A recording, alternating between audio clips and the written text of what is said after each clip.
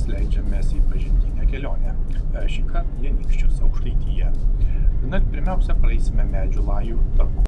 Juk ne veltui sakoma, kad Anykščių Šilelio lajų takas neša aukštyn link debesų, lyg kviesdamas prisiliesti prie dangaus.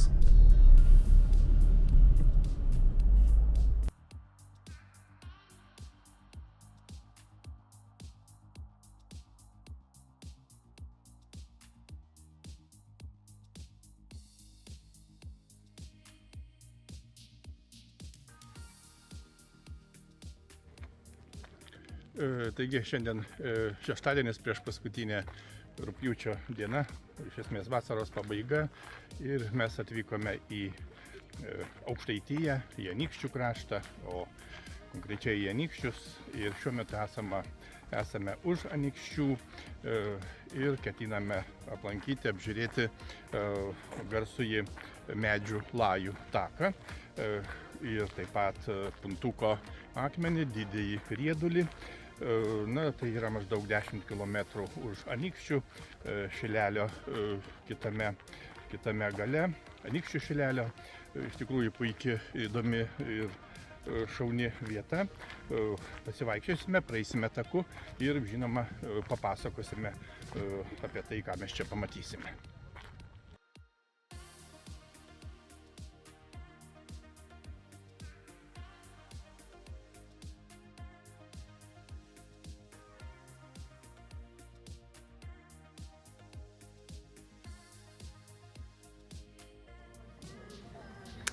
Na, pirmiausia, užsukame į informacinį centrą. Na, žinoma, juk reikia ir bilietus įsigyti. Na ir nuo čia pradėsime šią pažintinę išvyką. Takas išsidėstęs Anykščių Šilelėje, kaip jau minėjome, šalia Puntuko akmens, Dvaronių kaime Anykščių rajone.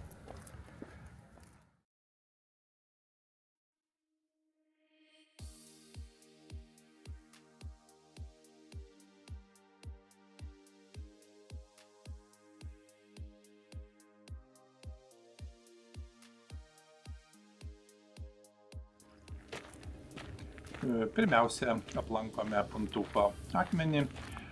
Būtent Puntuko akmuo yra vienas didžiausių ir žinomiausių Lietuvos lauko riedulių, esantis Anykščių rajone, būtent Anykščių Šilelio landšaftinėme draustynėje netoli Šventosios upės. Jis yra svarbus gamtos, istorijos ir, aišku, mitologijos objektas. Šio riedulio matmenys gana įspūdingi. Ilgis apie 7 metrus, plotis apie 6,7 metrus, aukštis beveik 6 metrai, iš kurių apie 1,5 metro yra po žeme. Svoris apie 265 tonas, na, apimtis apie 21,39 metro. Ant Puntuko yra iškalti Lituanikos lakūnų Stepono Dariaus ir Stasio Girėno bareljefai bei jų testamento žodžiai lietuvių tautai.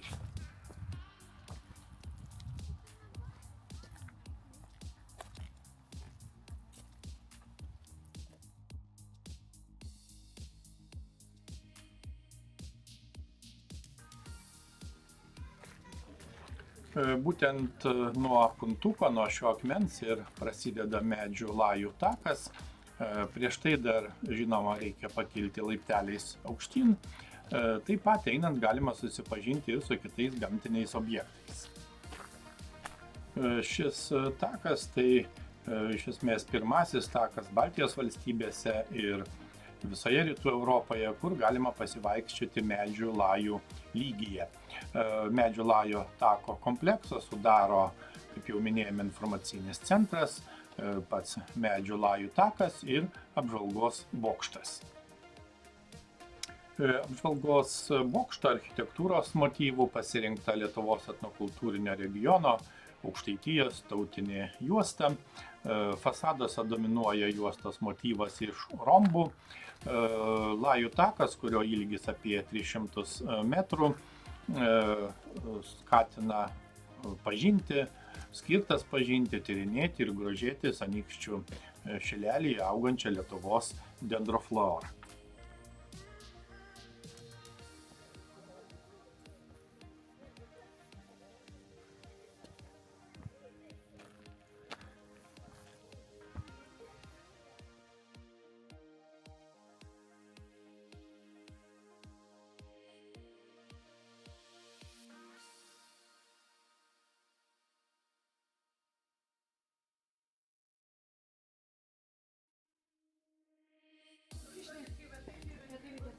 medžių lajų takas, kaip jau minėjome, yra maždaug 5 km į pietvakarius nuo Anykščių, netoliese Šventosios upės kairiojo kranto, Anykščių šilelio prieglobstyje. Na ir tai jis yra Anykščių regioninio parko dalis. Medžių lako taką administruoja Anykščių regioninio parko direkcija. Palei taką, žinoma, auga paprastosios pušys, paprastosios eglės, ąžuolai, beržai, drebolės, paprastieji klevai, juodalksniai, paprastieji šermukšniai, na ir žinoma, kai kurie kiti medžiai. Na, takas pradėtas statyti 2014 metais, o viso komplekso atidarymo ceremonija įvyko 2015 metais.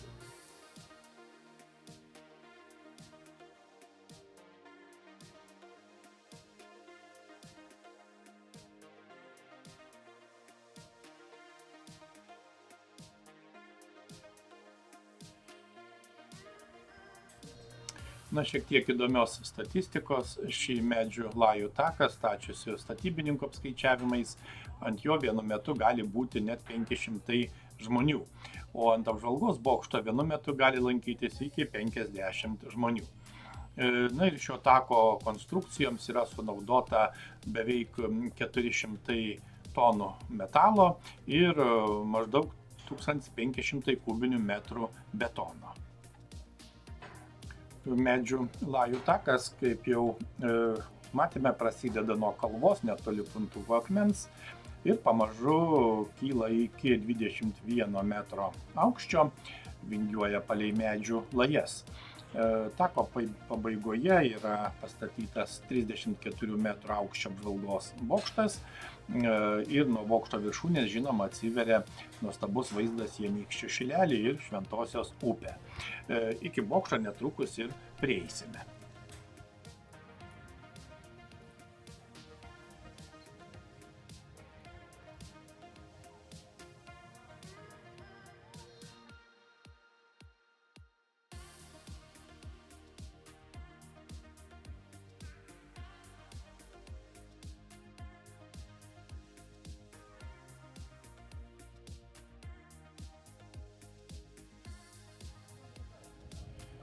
Palyginti nedidelis miškas yra tikrai vienas garsiausių Lietuvos miškų.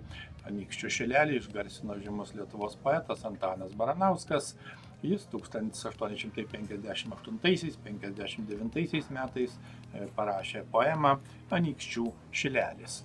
Na ir keliaujant taku, lankytojus lydi ištraukos iš Anykščių šilelio, taip pat nuo informacinio centro iki medžių lajų tako pradžios yra 6 pažintinės stotelės.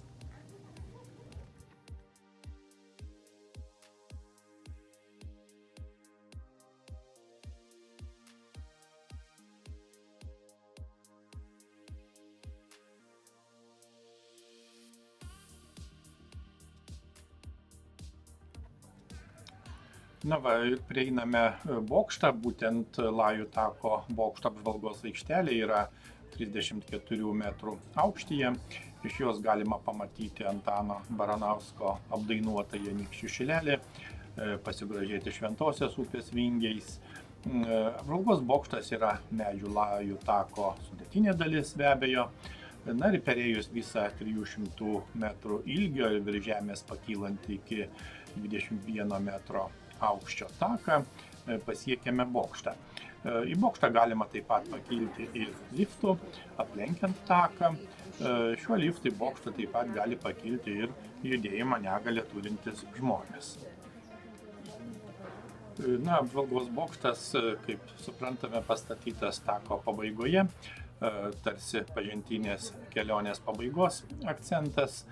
Na ir šis bokštas suteikia išties nepakartojamą galimybę pamatyti Anykščių gamtinį turtingumą ir, aišku, išskirtinę šilelio atmosferą, padarydama šį objektą vienu gražiausių ir lankomiausių Anykščiuose ir ne tik.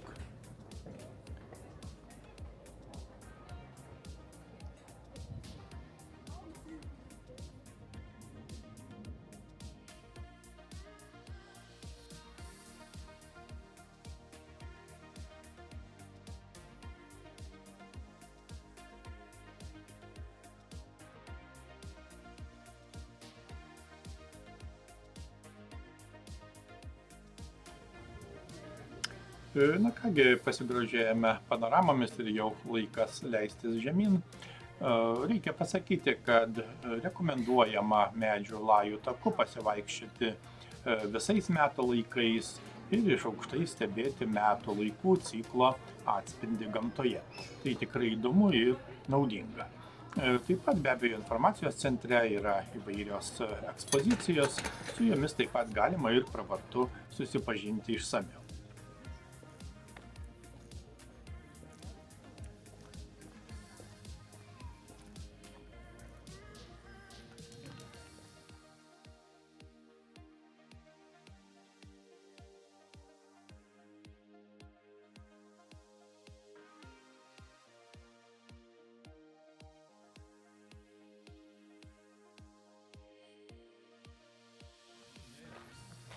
Prie medžių lajų tako yra taip pat pėsčiųjų ir dviračių tiltas per Šventosios upę, vadinamas Lynų tiltu arba kabamuoju tiltu. Jis jungia kairiojo kranto dviračių taką prie medžių lajų tako ir Puntuko akmens su dešiniojo kranto teritorija. Taip pat žinoma su naujai įrengiamu dešiniojo kranto pažintinių takų tinklu. Tiltas yra metalinės konstrukcijos, kaip matome, ant lynų pakabintas per upę, skirtas tiek pėstiesiems, tiek dviratininkams.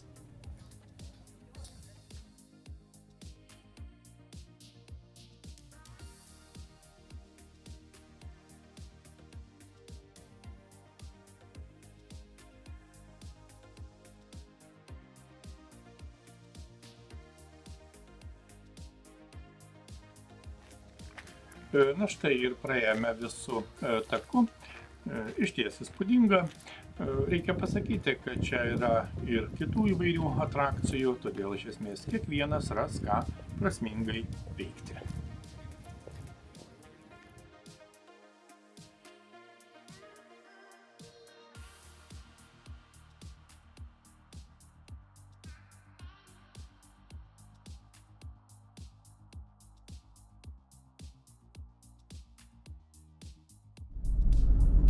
Išties šauni patirtis, kuri primena, jog žmogus yra neatsiejama gamtos dalis, o tikroji ramybė ir stiprybė slypi šalia mūsų medžių šnarėjime, upės tėkmėje ir horizonte, kurį galime aprėpti tik sustoję ir leidę sau pajusti akimirką.